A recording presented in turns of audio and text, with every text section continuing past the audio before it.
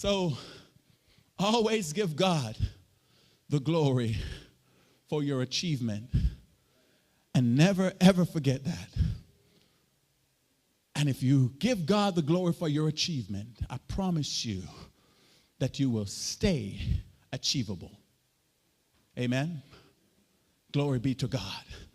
Now, here's the nitty-gritty for you. If you're going to position yourself for greatness, you're going to need fasting and prayer. You're going to need to fast and pray. Because having your gift, I shared the story with you a few times and as I shared it, I said to you, listen, man, if you're going to fast and pray and God is going to bless you with a gift, if you're going to have that gift, it's one thing to have it, but it's another thing to keep it. And you need God to constantly speak into your life when you are gifted. You need soldiers that's praying with you and praying for you. You need your surroundings to be strongly maintained and surrounded by prayer warriors. Come on, somebody. But the more you recognize how gifted you are, it's the more you need to remain humble, and it's the more you need to fast and you need to pray. I'm going to give you a couple of statements that's going to rock your boat. Number one is that fasting has nothing to do with God. Woo, Pastor, what are you preaching? I'm going to prove that to you.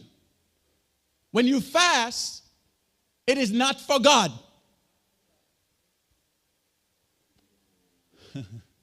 Fasting is for you. Well, Pastor, wow. At what point did God say your fasting is for him? Never did. Let's go to Matthew chapter 17.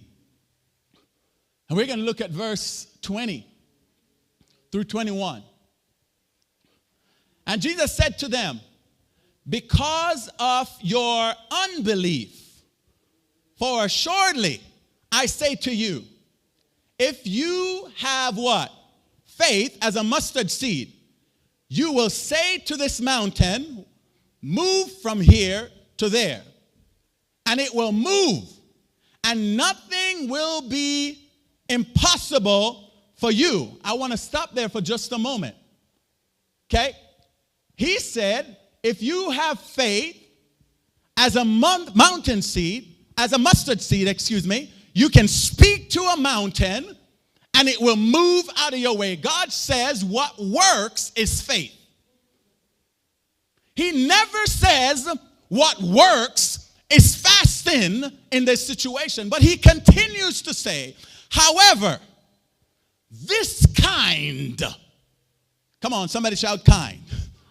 This kind does not go out except by prayer and what? Fasting. So Jesus said what works is faith. But there are certain things in your life that is stubborn. There are certain things that you're believing God for.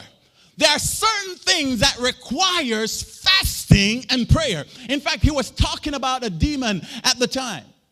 And he said there are certain things that requires fasting and prayer. Now, let me go back to what I said earlier, that fasting is not for God. When you fast, you are starving the flesh to hear God.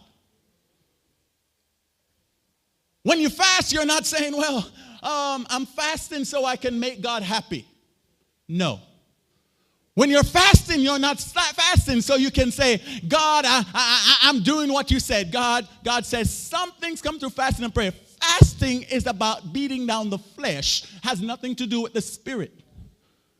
Because the spirit has always been there. And sometimes the reason why we can't hear God is because we are so fleshly. Come on, somebody. We are so in our flesh, we can't hear what the spirit has to say to us. And God says, if you are going to go through this thing, if you're going to deal with this demon, you're going to have to beat down the flesh for the spirit to work.